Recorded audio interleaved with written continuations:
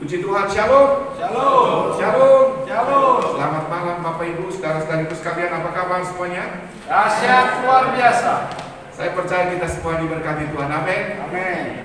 Baik Bapak Ibu, saya mengajak kita untuk membuka firman Tuhan.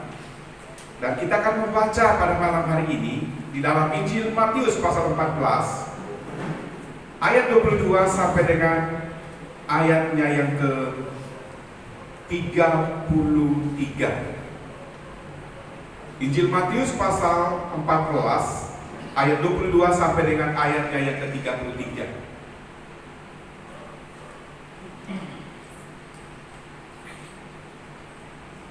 Kita akan membaca bersama-sama.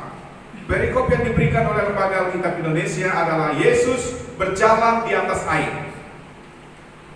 Saya minta supaya kaum pria membaca ayat yang 22 dan kaum pria atau wanita membaca ayat 23 dan selanjutnya secara bergantian. Yang kaum pria 1, 2, 3. Sesudah itu Yesus segera memerintahkan murid-muridnya naik ke perahu dan mendahuluinya ke seberang, sementara ia menyuruh orang banyak pulang.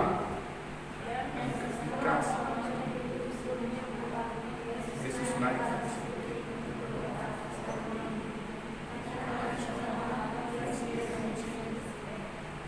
Perahu murid-muridnya sudah beberapa mil jauhnya dari pantai dan diombang-ambingkan gelombang karena angin sakal. Kira-kira jam 3 malam datanglah Yesus kepada mereka berjalan di atas air. Ketika murid-muridnya melihat dia berjalan di atas air, mereka terkejut dan berseru, "Itu hantu!" Lalu berteriak-teriak karena takut. Tapi segera Yesus berkata kepada mereka, "Tenanglah, aku ini, jangan takut." Lalu Petrus berseru dan menjawab dia, "Tuhan, apabila Engkau itu, suruhlah aku datang kepadamu berjalan di atas air." Kata Yesus, "Datanglah." Maka Petrus turun dari perahu dan berjalan di atas air mendapatkan Yesus. Tetapi ketika dirasanya meniup angin, takutlah ia dan mulai tenggelam, lalu berteriak, "Tuhan, tolonglah aku." Segera Yesus mengulurkan tangannya, memegang dia dan berkata, "Hai orang yang kurang percaya, mengapa engkau bimbang?" Lalu mereka naik ke perahu dan angin pun reda. Dan orang-orang yang ada di perahu menyembah dia, katanya, "Sesungguhnya engkau anak Allah." Amin. Puji Tuhan Bapak Ibu Saudara. Malam ini saya menyampaikan firman Tuhan dengan judul Allah peduli di masa sulit. Mari kita ucapkan sama-sama Bapak Ibu. 1, 2, 3. Allah peduli di masa sulit. Ya, Tuhan mau memberitahukan kepada kita pada malam hari ini bahwa Allah selalu peduli kepada umatnya ketika umatnya mengalami masa sulit. Amin Bapak Ibu. Amin. Tuhan mengizinkan umatnya mengalami masa sulit. Tuhan juga yang peduli kepada umatnya untuk menghadapi masa sulit, melewati masa sulit dan menyelesaikan masa sulit yang terjadi di dalam kehidupannya. Bapak Ibu Saudara dikasih oleh Tuhan, malam ini kita melihat bagaimana firman Tuhan datang kepada kita. Memang dalam mengalami atau dalam meresponi setiap masa sulit Bapak Ibu Saudara, setiap orang berbeda-beda dalam menghadapinya. Ada banyak orang yang meresponinya Bapak Ibu Saudara dengan berbagai macam cara. Orang-orang yang di luar Tuhan ketika mereka meresponi masa sulit, kadang-kadang mereka menggunakan cara-cara yang instan. Mereka pergi ke tempat-tempat yang dapat menghibur hati mereka. Ada yang menggunakan minuman keras, ada yang memakai narkoba, ada juga yang memakai cara-cara yang lainnya. Dengan tujuan apa? Untuk menyelesaikan masa sulit yang mereka alami. Saya juga dulu mengalami seperti itu Bapak Ibu. Ketika saya mengalami masa sulit, saya larinya ke ganja, saya larinya ke narkoba dan sebagainya. Itu cara-cara yang lama Bapak Ibu. Tetapi saya percaya respon dari setiap anak-anak Tuhan pada waktu mengalami masa sulit pasti meresponi dengan cara-cara yang seperti yang diajarkan oleh Tuhan kepada kita.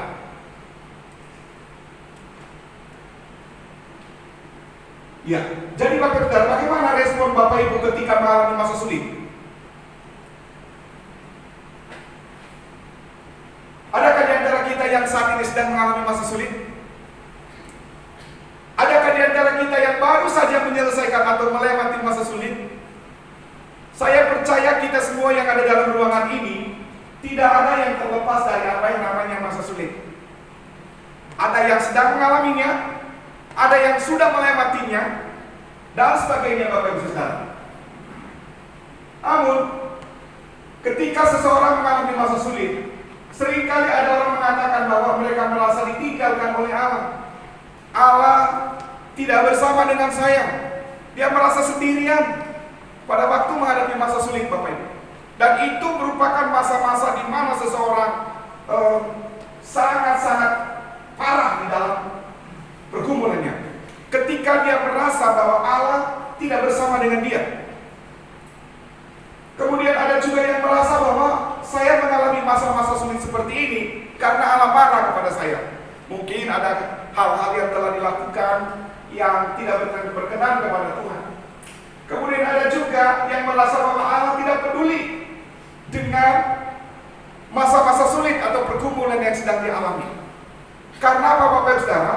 Ada orang yang mengalami masa sulit dalam durasi waktu yang singkat. Ada juga yang mengalami masa sulit yang sampai 1 bulan, sampai 1 tahun, bahkan ada yang bertahun-tahun mereka mengalami masa sulit.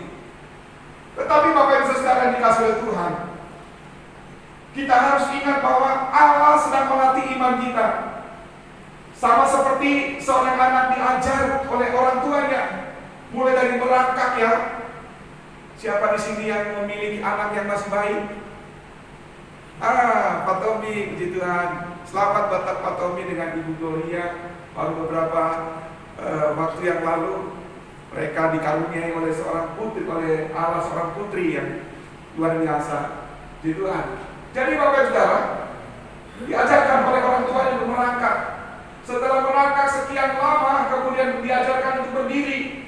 Setelah berdiri sekian lama, diajarkan untuk berjalan oleh orang tuanya. Demikian juga dengan Allah, dengan umatnya Bapak Saudara, kita sebagai orang-orang yang percaya kepadanya. Setiap hari Allah melatih kita, Allah mengajar kita supaya pertumbuhan iman kita itu akan terus mengalami peningkatan, Bapak Ibu. Iya. Terus mengalami peningkatan. Memang pada waktu Allah melatih kita tidak seperti apa yang kita pikirkan, maksudnya enak-enak saja. Kita mengalami situasi di mana kita mengalami rasa sakit ketika Allah membentuk kita, Allah memproses kita dalam tujuan untuk pencapaian pertumbuhan iman kita, Bapak Ibu Saudara. Sama seperti pada waktu anak-anak belajar untuk merangkak dan sebagainya, untuk berdiri. Kadang-kadang pada waktu dia belajar berdiri, dia jatuh-jatuh. Ketika dia sudah berdiri dengan baik, kemudian dia belajar berlari. Waktu dia berlari kadang-kadang terpleset, jatuh. Anak saya beberapa kali, Lydia, Bapak Ibu Saudara, beberapa kali waktu kami tinggal di Tarakan, karena tempat kami tinggal pada waktu itu keramiknya seperti ini, Bapak Ibu. Kadang-kadang kami tidak tahu kalau misalnya ada genangan air di dalam rumah karena tidak kelihatan. Tapi ketika dia berlari di dalam rumah, dia jatuh, kebentur dia punya kepala, Bapak Ibu. Merasa sakit dia alami. Demikian juga dengan kita, Bapak Ibu.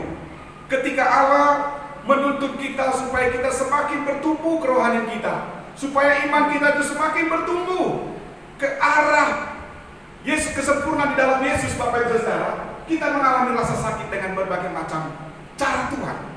Ya. Hari ini pada waktu saya menyusun khotbah ini, Bapak Ibu, menyempurnakan khotbah saya mengalami satu masa sulit juga, Bapak Ibu. Salah satu anak rohani saya, dia mengalami sesuatu yang membuat saya kejantungan, Bapak Ibu. Saya tidak tenang karena suatu eksiden yang sangat-sangat luar biasa membuat saya ketakutan, Bapak Ibu. Ya, tetapi di situ saya melihat Tuhan sungguh baik. Tuhan sangat baik, menolong dia, menyelamatkan dia. ternyata dia tidak apa-apa, Bapak Ibu. Ya. Jadi Bapak Ibu Saudara, ini yang terjadi. Kemudian Bapak Ibu Saudara, Tuhan Yesus juga mengajarkan dan melatih tingkat kedewasaan iman para muridnya. Jadi tidak hanya teori ya, tetapi praktik. Melalui masa-masa sulit, ada waktunya Yesus mengajar murid-muridnya dengan berbagai macam teori, Bapak Ibu. Ngumpul seperti ini, kemudian Yesus mengajarkan tentang banyak hal. Tentang berdoa, Yesus ajar di hadapan para muridnya dan banyak orang. Tentang yang lain-lain, Bapak Ibu Saudara, Yesus mengajar para muridnya. Tetapi Bapak Ibu Saudara, kalau cuma teori saja, mungkin kenyamanan para muridnya. Tetapi Yesus mau supaya pertumbuhan rohani para muridnya tidak hanya sebatas pengetahuan saja, tetapi Yesus mau melihat bagaimana hati mereka, bagaimana karakter mereka, bagaimana kerohanian mereka. Yesus mau tahu level pertumbuhan rohani mereka sejauh mana. Itu sebabnya Bapak Ibu Saudara perlu praktek, ya, perlu praktek kerja lapangan ya. Waktu praktek kerja lapangan ini kita tidak tahu berapa lama Tuhan izinkan itu terjadi, Bapak Ibu Saudara. Tapi pada dasarnya bahwa Allah punya tujuan. Allah tidak pernah mengizinkan sesuatu terjadi dalam hidup umatnya tanpa ada tujuan. Pasti ada tujuan, Bapak Ibu Saudara. Nah, kemudian Bapak Ibu Saudara, pelajaran apa di balik setiap masa sulit yang kita alami? Kalau kita perhatikan dalam bacaan yang kita baca, Bapak Ibu Saudara, pada malam hari ini dalam Injil Matius ini, yang pertama kita melihat bahwa masa sulit diizinkan Tuhan untuk apa? Untuk mengetahui level iman murid-muridnya. Ya, seperti yang saya katakan tadi bahwa mereka selalu diajarkan oleh Tuhan dengan berbagai macam teori-teori di dalam ruangan, kadang-kadang di kebun, macam-macam cara Tuhan mengajar murid-muridnya. Tapi ketika Tuhan mengizinkan mereka praktek, Bapak Ibu Saudara, mereka mengalami masa sulit. Ya, disitulah murid-muridnya mengetahui bagaimana sejauh mana level iman mereka, sejauh mana pertumbuhan iman mereka, Bapak Ibu, saat mereka mengalami masa-masa sulit itu. Ya, level iman atau kondisi iman kita akan ketahuan saat kita mengalami masa krisis atau masa sulit. Seperti apa yang dialami oleh para murid ini, Bapak Ibu Saudara. Apa yang mereka lakukan saat mereka mengalami masa sulit? Ketika perahu yang mereka tumpangi diterpa oleh gelombang, kemudian hampir kemasukan air dan sebagainya, reaksi mereka adalah, respon mereka adalah mereka berteriak-teriak, mereka takut, mereka tidak tenang. Tetapi Sang Guru datang kepada mereka, Bapak Ibu Saudara, luar biasa. Tuhan Yesus datang kepada mereka dan memberitahukan kepada mereka, tenang, ini aku.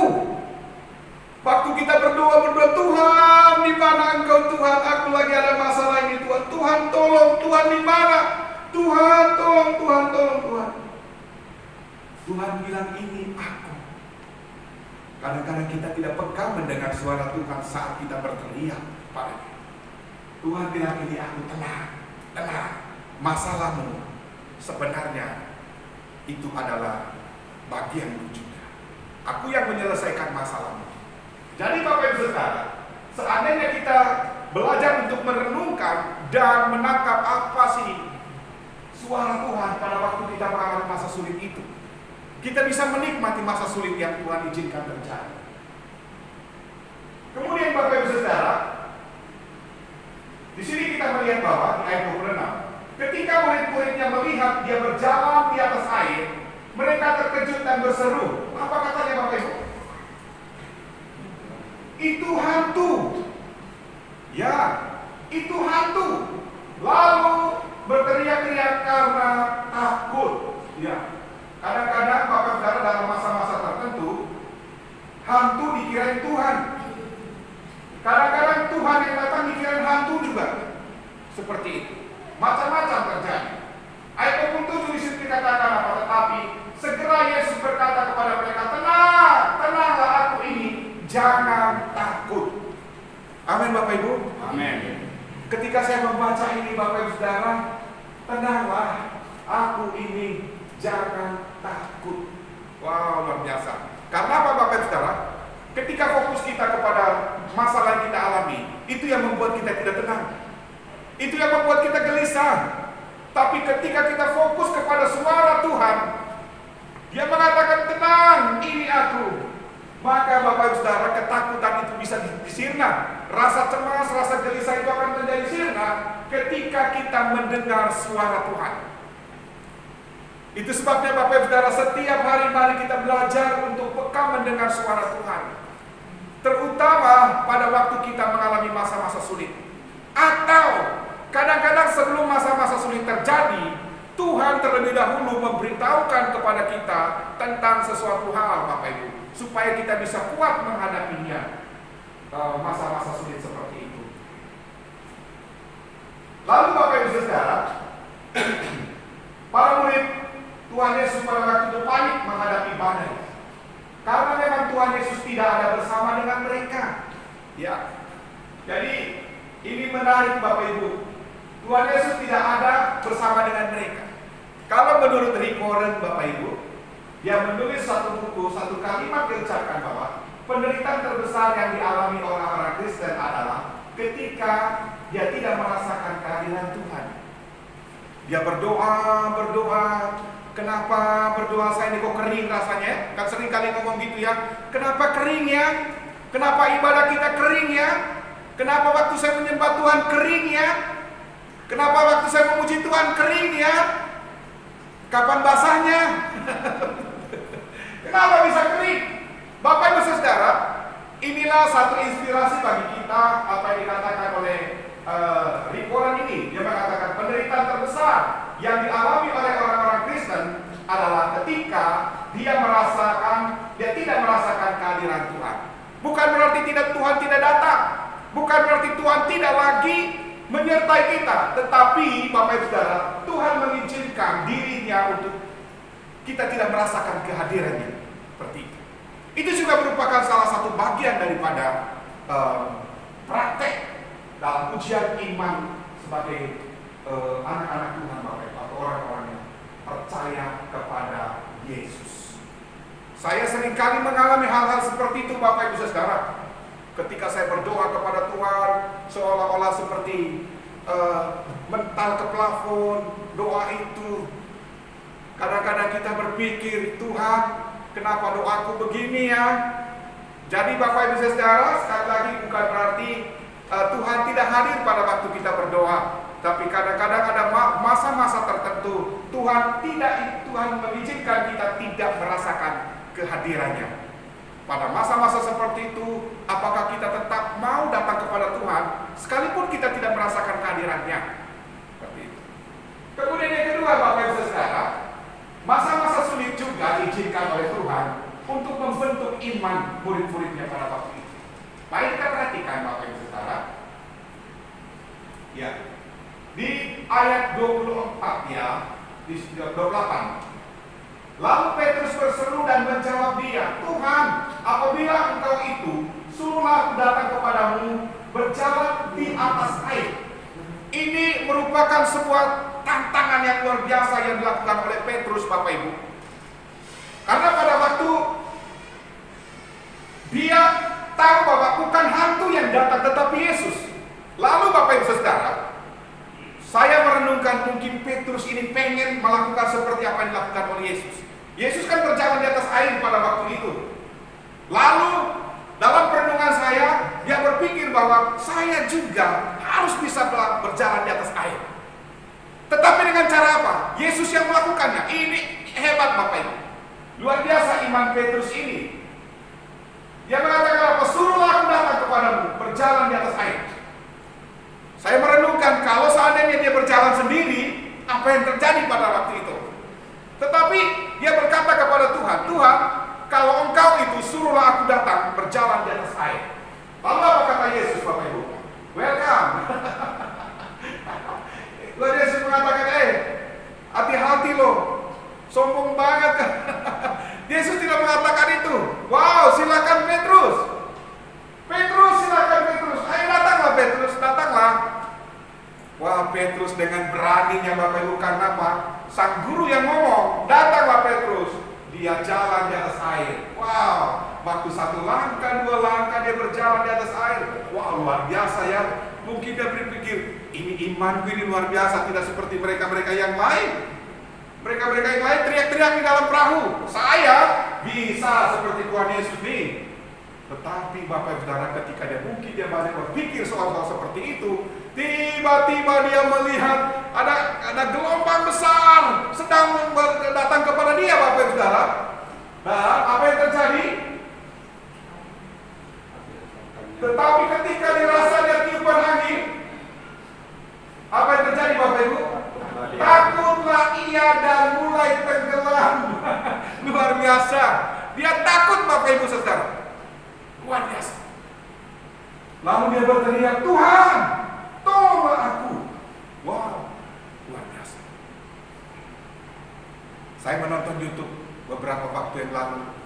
Bahkan tadi pagi tiba-tiba muncul di sebuah medsos mengenai seorang hamba Tuhan. Dia kutip tentang apa yang dilakukan oleh Yesus pada waktu Yesus meneduhkan badai di laut. Sama seperti Yesus meneduhkan badai di laut, diam, tenang, maka laut itu menjadi teduh, danau itu menjadi teduh. Demikian juga saya perintahkan COVID-19, diam. Tapi COVID masih tambah banyak, semakin banyak yang mati. Apa yang salah di sini? Lalu seorang hamba Tuhan berkomentar, itu hamba Tuhan penipu, pendusta dan sebagainya. Wow, saya lihat Bapak ini tidak elok di dalam kalangan ya anak-anak Tuhan ya. Ya. Jadi, Bapak Ibu Saudara, ketika saya merenungkan tentang apa yang dilakukan oleh Petrus ini, connect Bapak Ibu dengan apa yang dilakukan oleh hamba Tuhan itu. Dia memanifestasikan imannya di hadapan Tuhan. Sama seperti apa yang dilakukan oleh Yesus. Demikian juga aku lakukan kepada laut ini atau kepada danau ini, diam, tenang. Tetapi Bapak Ibu Saudara, ketika dia menengking COVID-nya tidak hilang, Bapak Ibu Saudara. Tapi ketika kita merenungkan tentang kondisi yang dialami oleh Petrus, connect Bapak Ibu Saudara dengan apa yang dialami oleh hamba Tuhan itu. Itu tidak salah, dia punya iman yang hebat, saya merasakan seperti itu, Bapak Ibu. Nah, pada waktu saya mengalami penyakit ginjal, saya mengutip tentang apa yang dikatakan oleh Yesus kepada pohon ara. Kenapa pohon ara yang dikutuk oleh Yesus itu mati sampai ke akar-akarnya? Dan Tuhan bilang pada waktu saya mengalami penyakit ginjal itu, saya rasa mau mati, Bapak Ibu Saudara. Itu penyakit yang paling mematikan buat saya seumur hidup saya sampai hari ini. Saya merasa saya mau menghembus nafas terakhir. Tetapi Bapak Saudara, seorang hamba Tuhan yang diberitahukan oleh Tuhan kepadanya, Tuhan mengingatkan kepada beliau, kasih tahu kepada hambaku itu, ingat bagaimana Yesus mengutuk pohon ara. Bagaimana Yesus mengutuk pohon ara sampai pohon ara itu mati sampai ke akar-akarnya. Lalu suara Tuhan itu berkata kepada beliau, beritahukan kepada hambaku itu, lakukan hal yang sama kepada penyakit ginjal itu. Lalu Bapak Saudara, ketika saya dengar itu, iman saya bangkit. Saya tumpang tangan di tempat ginjal saya yang sakit itu. Saya memberitahukan kepada penyakit ginjal saya, hei penyakit ginjal, sama seperti Yesus mengutuk pohon ara, dan pohon ara itu mati sampai ke akar-akarnya dan tidak hidup lagi. Demikian juga aku mengutuk ke penyakit ginjal, mati kau sampai ke akar-akarmu dan tidak boleh kembali lagi seumur hidup saya. Bapak Ibu Saudara, seketika itu penyakit ginjal saya sembuh. Wah, luar biasa. Bapak Ibu Saudara, praktekkan hal ini. Ini sebuah kesaksian yang saya alami, itu dahsyat, luar biasa. Kutuk itu penyakit-penyakit yang datang kepada kita, sama seperti apa dilakukan oleh Yesus pada waktu dia mengutuk pohon ara. Itu sebabnya pada waktu kita membaca Alkitab, coba kita renungkan baik-baik peristiwa yang satu dengan peristiwa yang lain. Renungkan baik-baik. Jangan hanya sekedar membaca. Ada hal-hal yang luar biasa di dalam firman yang Bapak Ibu sekalian kita baca. Kemudian Bapak Ibu Saudara, yang ketiga, yang terakhir, masa-masa sulit juga diizinkan Tuhan untuk mengenal kelemahan kita. Ternyata pada waktu kita mengalami masa sulit, Bapak Ibu, Di situ kita mengenal kelemahan kita. Bagian mana dalam kehidupan kita, dalam karakter kita, dalam kerohanian kita yang perlu kita kembangkan lagi, yang perlu kita latih lagi, yang perlu kita perbaiki lagi melalui masa-masa sulit, Bapak Ibu. Kalau kita tidak pernah mengalami masa-masa sulit, kita tidak akan pernah bisa mengenal bagian-bagian dalam kerohanian kita atau karakter kita yang perlu diubah lagi, Bapak Ibu Saudara. Perlu kita kembangkan lagi, Bapak Ibu. Perlu kita perbaiki lagi.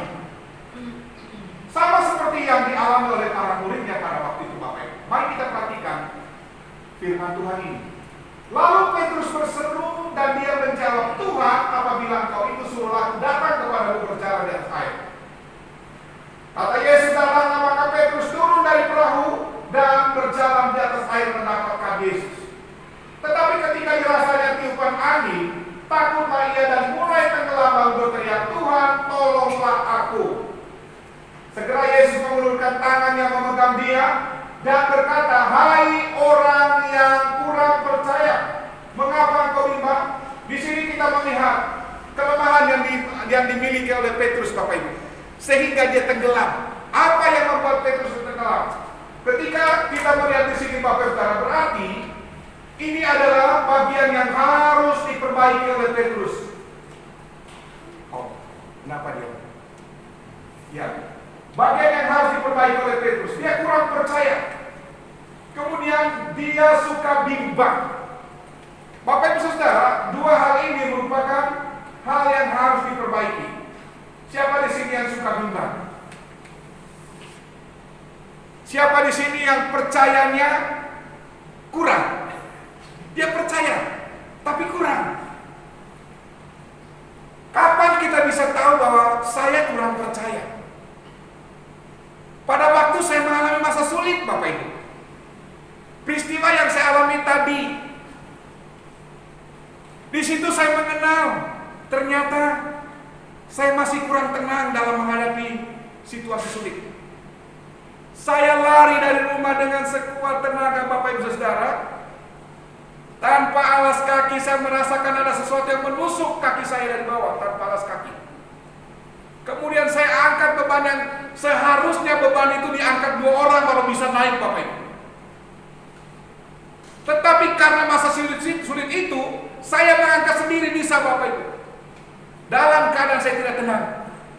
Saya melihat salah satu anak manis saya yang lagi tertindih oleh sebuah beban yang sangat berat, Bapak Ibu Saudara. Saya melihat dia tidak bergerak di bawah. Saya bilang, Tuhan tolong, Tuhan Yesus tolong. Sambil saya berlari, kemudian mengangkat beban yang menindih dia. Setelah saya mengangkat dia, saya lihat dia berlari. Saya bilang, Tuhan, engkau ajaib, engkau luar biasa. Setelah itu saya merenungkan, oh ya Tuhan, memang nanti malam saya khotbah tentang ini toh. Tuhan langsung mempraktekkan dan memperlihatkan kelemahan saya, kekurangan saya. Saya masih belum tenang ketika saya mengalami masa sulit. Waktu anak saya Felix yang terakhir, televisi kami, Bapak Ibu Saudara, yang tabung 18 inci besarnya, aman-aman bertahun-tahun dia ditaruh di atas di sebuah sudut, Bapak Ibu, ruangan tamu kami di sini. Tiba-tiba suatu hari itu TV itu jatuh, Bapak Ibu, dan menimpa anak kami tepat di atas dadanya. Waktu dia sedang main masih kecil, Bapak Ibu. Dia berteriak dari situ, kemudian diam. Saya lari ke dalam dan saya melihat, Bapak Ibu Saudara, anak saya itu sudah keluar darah dari hidungnya, dari telinga dan hidungnya. Bapak Ibu Saudara, saya bisa menguasai diri. Saya bisa tenang waktu itu. Tapi saya melihat istri saya, dia berteriak, Bapak Ibu Saudara, sambil dia menangis. Itu mempengaruhi kondisi iman saya juga. Anak kami sudah tidak berdaya lagi, Bapak Ibu. Ya, sudah tidak lagi dia berbicara, tidak bisa menangis. Kami mengangkat anak kami, langsung bawa ke rumah sakit, Bapak Ibu. Sampai di sana, Tuhan menolong luar biasa. Jadi Bapak Ibu Saudara, di situ saya melihat bahwa kondisi iman saya masih banyak hal yang harus diperbaiki. Nah, Bapak Ibu Saudara, Dalam hal ini memang kalau kita renungkan, kalau kita ingin mengalami mujizat, harus mengalami sesuatu yang membuat kita mengalami masa-masa sulit, Bapak Ibu Saudara. Saya melihat mujizat Tuhan terjadi melalui anak saya. Lydia juga pernah mengalami masa sulit, dia pernah mati dalam beberapa menit. Tapi Tuhan hidupkan kembali. Bapak Ibu Saudara, kalau kita mau mengalami mujizat, berarti kita harus siap untuk mengalami sesuatu yang membuat iman kita itu bisa mengalami kegoncangan, Bapak Ibu. Itu sebabnya kalau kita berdoa, Tuhan lakukan mujizat dalam hidupku. Oke, Tuhan bilang, engkau akan melihat mujizat, tetapi aku akan mengizinkan sesuatu terjadi di dalam hidupmu, supaya engkau melihat mujizat melalui hal yang kuizinkan terjadi. Dalam rumah tangga kadang-kadang, dalam pekerjaan, dalam bisnis, dalam usaha, dalam macam-macam cara Tuhan mau memperlihatkan kuasanya kepada kita, berdasarkan mujizatnya, keajaibannya kepada kita. Tetapi sebelumnya Tuhan izinkan kita mengalami masa-masa sulit. Tuhan izinkan kita mengalami masa-masa sulit supaya apa? Di akhir atau di ujung daripada masa-masa sulit itu, Bapak Ibu Saudara, kita melihat keajaiban Tuhan yang luar biasa. Di situlah kita akan menceritakan kemuliaan Allah, menceritakan keajaiban Allah. Sadrak, Mesak, dan Abednego memuliakan Allah dengan luar biasa, Bapak Ibu, ketika mereka berhasil menyelesaikan ujian iman, dilemparkan ke dalam api yang menyala-nyala oleh Nebukadnezar, Bapak Ibu Saudara. Mereka berani untuk melakukan sesuatu yang tidak biasanya. Mereka berani menantang, mereka menjadi radikal dalam hal iman mereka, Bapak Ibu Saudara. Mereka berani menantang dosa. Kami tidak akan menyembah patung yang Tuhan dirikan. Yang penting iman kami tetap dalam keadaan murni di hadapan Tuhan. Kami tidak takut akan apa yang akan terjadi dengan hidup kami oleh karena ancaman Raja Nebukadnezar. Kami lebih takut kepada Allah. Orang yang takut kepada Allah, Bapak Ibu Saudara, dia tidak akan takut menghadapi apapun yang terjadi di muka bumi ini. Amin, Bapak Ibu. Jadi waktu kita mengalami masa-masa sulit, kita akan mengenal, Bapak Ibu Saudara, kelemahan-kelemahan kita, kekurangan-kekurangan yang harus kita perbaiki dalam hidup kita. Mungkin pada waktu kita mengalami masa-masa sulit, kita berteriak-teriak seperti orang gila. Kita berteriak-teriak seperti orang yang tidak mengenal Tuhan. Kita berteriak-teriak seperti orang yang tidak memiliki pengharapan. Kadang-kadang seperti itu, Bapak Ibu. Apakah itu sesuatu yang tidak wajar? Bapak Ibu Saudara, itulah reaksi iman seseorang. Reaksi rohani yang dialami oleh seseorang, Bapak Ibu, menggambarkan tentang level kerohanian seseorang atau level iman seseorang ketika dia meresponi berbagai macam situasi sulit di dalam hidupnya. Ada orang yang bergumul bertahun-tahun sampai hari ini tentang satu penyakit. Tuhan izinkan itu terjadi, Bapak Ibu Saudara. Tetapi di ujungnya nanti mereka akan melihat kemuliaan Allah. Ada orang yang bergumul bertahun-tahun untuk mendapatkan anak, tetapi Allah menghargai iman, Bapak Ibu Saudara. Suatu waktu nanti Tuhan akan memperlihatkan hasil daripada iman itu, sehingga apa yang menjadi pergumulannya Allah menyatakannya sama seperti Abraham. Bertahun-tahun Abraham bergumul menanti janjinya Tuhan, tetapi ketika waktunya Tuhan, Allah membukakan hal-hal yang tertutup bagi Abraham dan dia melihat keajaiban Tuhan luar biasa. Ada orang berbulan-bulan bahkan bertahun-tahun berdoa untuk sebuah pekerjaan, tetapi di ujung, Bapak Ibu Saudara, pergumulannya Allah membukakan kepadanya sebuah pekerjaan atau sebuah bisnis, sebuah usaha yang membuat dia memuji Tuhan, menyembah Tuhan, Bapak Ibu Saudara.